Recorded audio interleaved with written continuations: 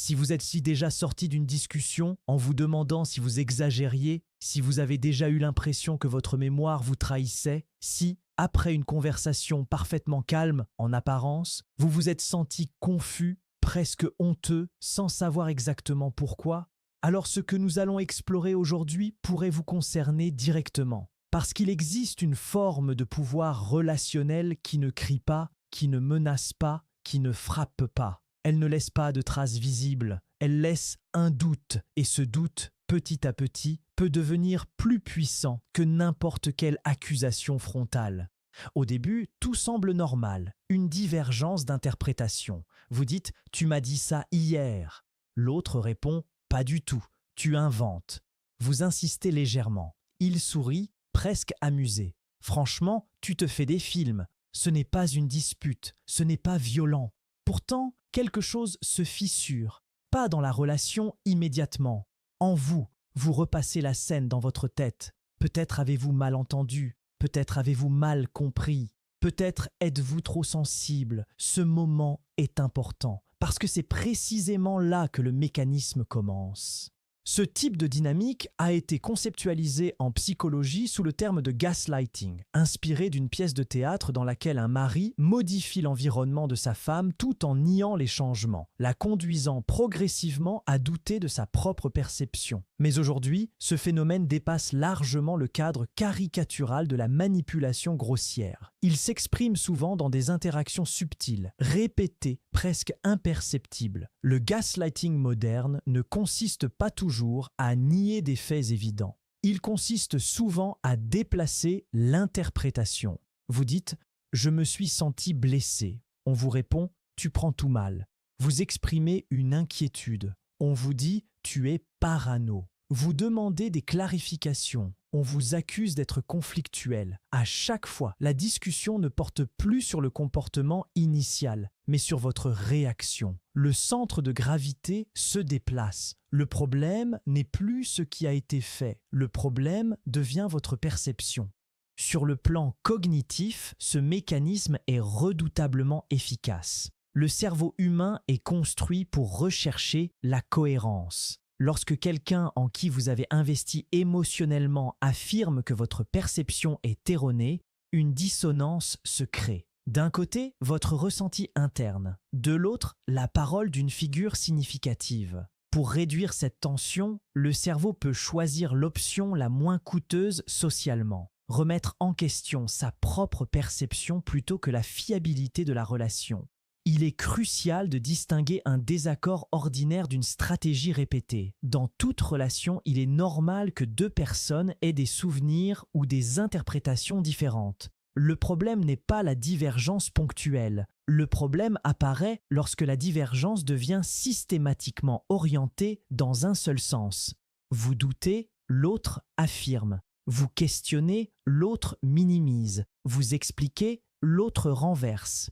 Ce renversement est central. Il peut prendre la forme d'une inversion des rôles. Vous soulevez un malaise et soudain, c'est vous qui êtes accusé d'être agressif, instable ou excessif. La conversation change de sujet sans que vous ne l'ayez décidé. Vous vous retrouvez à vous justifier. À la fin, le sujet initial est oublié. Mais un résidu demeure. Un doute diffuse sur votre légitimité. Sur le plan neurobiologique, ce doute n'est pas anodin. Le sentiment de confusion active des circuits liés à l'incertitude et au stress.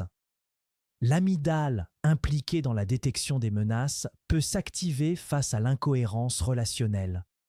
Pourtant, comme il n'y a pas d'agression manifeste, le cortex préfrontal tente de rationaliser. Ce dialogue interne constant consomme de l'énergie cognitive. Il peut progressivement éroder la confiance en soi. Il serait simpliste de supposer que toute personne qui provoque ce type de doute agit avec une intention consciente et calculée. Certaines personnes ont appris, souvent très tôt, à protéger leur image ou leur pouvoir relationnel en évitant toute remise en question. Admettre une erreur peut représenter pour elles une menace identitaire. Le déni ou le déplacement devient alors un mécanisme défensif, mais qu'il soit conscient ou non, l'effet sur l'autre peut être le même. Prenons un exemple du quotidien.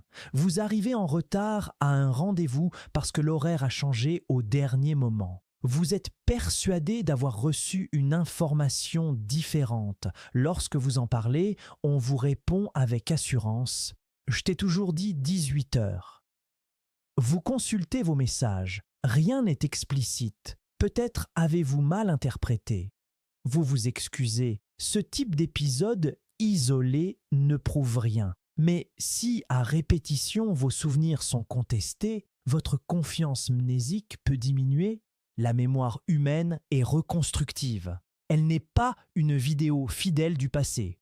Elle est influencée par le contexte, les émotions et les interactions sociales. Des études en psychologie cognitive ont montré que la répétition d'une affirmation peut altérer la perception de la véracité d'un souvenir. Si quelqu'un contredit régulièrement votre version des faits avec assurance, vous pouvez progressivement intégrer son récit comme plus fiable que le vôtre. Le gaslighting ne se limite pas aux faits concrets, il touche aussi aux émotions. Vous dites « je me sens mis à l'écart ». On vous répond « tu imagines ». Vous affirmez « j'ai l'impression que tu m'ignores ». On rétorque « tu es trop dépendant ». Dans ces échanges, le ressenti subjectif est invalidé. Or, une émotion ne peut pas être fausse en soi. Elle peut être discutée, contextualisée, mais pas annulée. Lorsque vos émotions sont systématiquement discréditées, vous apprenez à les taire. Ce silence intérieur est peut-être l'effet le plus insidieux. À force d'être corrigé, vous anticipez la correction. Vous filtrez vos pensées avant même de les exprimer. Vous réduisez votre espace d'expression pour éviter la confrontation. Ce processus peut sembler adaptatif à court terme. Il préserve la relation, mais il fragilise votre identité. Il est important de noter que ce mécanisme peut s'installer progressivement. Il commence souvent par des détails. Une blague sur votre sensibilité excessive, une remarque sur votre mémoire approximative, une ironie sur votre manque de logique. Chacune de ces phrases peut être interprétée comme anodine, mais leur répétition crée un narratif. Ce narratif peut devenir une vérité intériorisée. Dans les relations professionnelles, une dynamique similaire peut émerger. Un supérieur peut minimiser vos contributions, reformuler vos idées comme les siennes ou suggérer que vos erreurs sont plus fréquentes qu'elles ne le sont réellement. Si cette situation se répète sans validation externe, vous pouvez commencer à douter de vos compétences. Le contexte change, le mécanisme reste. Pourquoi ce type de stratégie est-il efficace ? Parce qu'il exploite un besoin fondamental, celui de cohérence relationnelle. Nous sommes biologiquement et socialement programmés pour maintenir le lien. Lorsque la perception de la réalité menace ce lien, il peut sembler plus sûr d'ajuster sa perception que de risquer la rupture.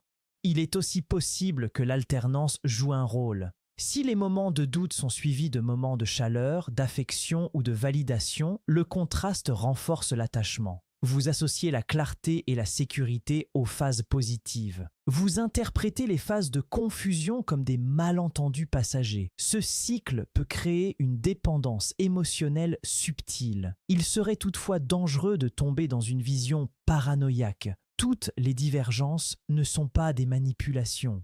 La clé réside dans la répétition et l'asymétrie. Si vous êtes le seul à douter, le seul à vous excuser, le seul à ajuster votre perception, la dynamique mérite d'être observée. Un autre indice réside dans votre état interne après les interactions. Vous sentez-vous régulièrement confus, coupable ou disproportionné ?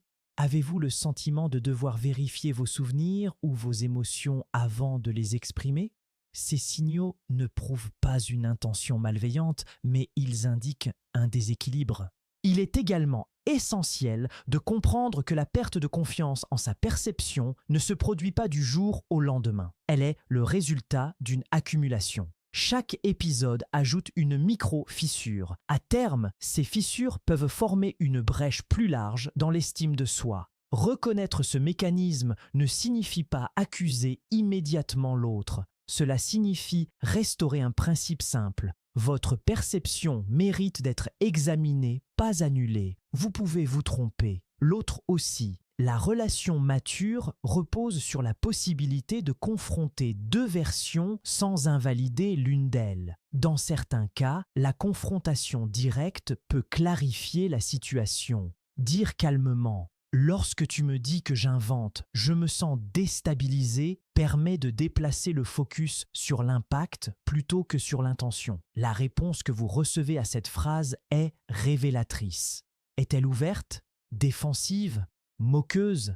La réaction peut éclairer la dynamique. Il n'est pas rare que la prise de conscience provoque un malaise. Parce que remettre en question cette dynamique implique d'admettre que vous avez peut-être accepté plus de confusion que vous ne le pensiez. Mais cette admission n'est pas une condamnation. Elle est un réajustement. Le pouvoir du doute réside dans son invisibilité. Il ne laisse pas de traces physiques.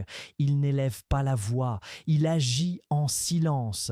Mais il peut modifier profondément la manière dont vous vous percevez. Comprendre ce mécanisme, ce n'est pas diaboliser l'autre, c'est rééquilibrer votre boussole interne. Peut-être que la véritable question n'est pas de savoir s'il agit toujours avec intention. Peut-être que la question est « Pourquoi votre perception semble-t-elle toujours la plus fragile dans cette relation ?»